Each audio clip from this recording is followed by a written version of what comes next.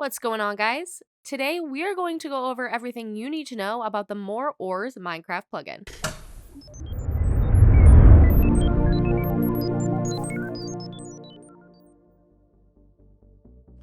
Using this plugin on your server is going to add an endless amount of new blocks to mine, including ones that don't exist in the vanilla game. You can find things like health ores to make medkits or other types to create different kinds of armor. But before we go into more about what you can do with it, let's first go over how to install it onto your server. You're going to want to head to More Ores on Spigot's website, and when you're there, click the Download Now button in the top right corner. Save this file somewhere where you can get to it in just a minute, and after that, head towards your Apex server panel, stop the server, and make sure you're running a plugin compatible server like Purpur or Spigot. After that, click FTP File Access near the top left, log in, and then find the plugins directory. On the next page, press Upload in the top left, and then drag and drop the plugin into the upload area. Once that's done, you can use your server name at the top to head back to the main panel, and then you're going to want to scroll down to generate a new world, and once that's done, restart the server to have the new ores appear. Okay, so now we can go over some of the new ores in the mod and some of the stuff that you can make with them.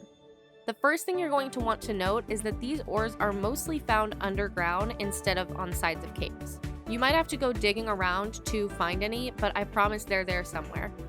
As for what you can find, there are 20 different types of ores and blocks added in. I'm going to go over just 5 of them in the video, but you can also read more about them on the plugin's download page if you want to see what else they have. The first one is petrified wood, which is pretty much going to allow you to find wood underground instead of on the surface.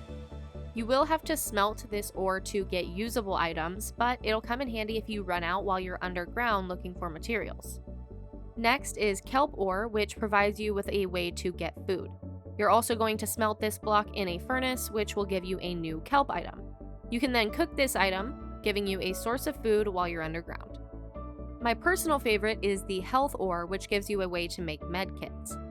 You'll need to put 4 of these into a crafting table to create one kit, but once you do have it, it can heal your character by 6 points, so I always like to have it in my arsenal.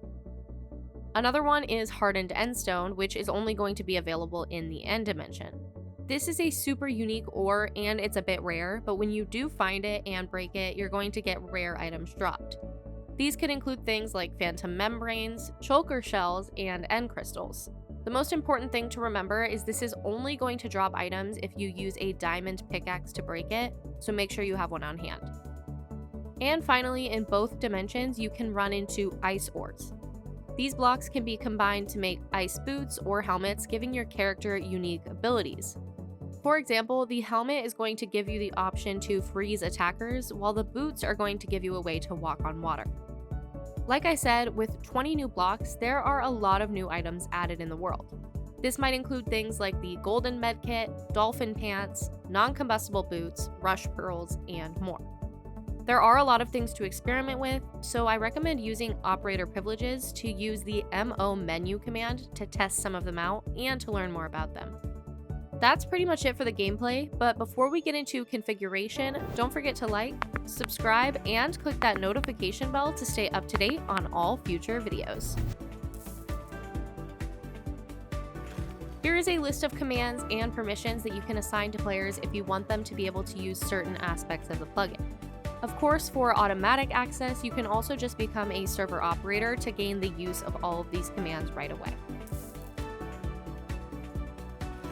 With so many new blocks, configuration also comes with a lot of options that you can change. To do this, you're first going to want to head to the FTP file access and log in, and then head back into the plugins directory like before. Now you can click on More Ores, and then when you're there, click Edit to the right of the config.yml file, look throughout the file, make any necessary changes, and then click Save at the top and restart the server. If you can't find any of the new ores, make sure you're generating a new world for your server.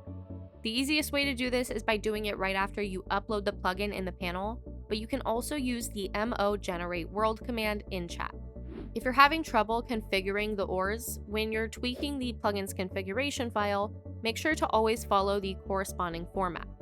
This means no extra capitalization, spelling mistakes, or removing required characters, since these can all create issues.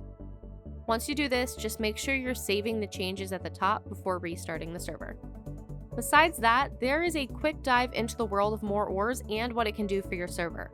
If you guys want a more in-depth video on all of the ores and more of the things that you can make with them, let me know down in the comments. But other than that, have fun, and I'll see you in the next video.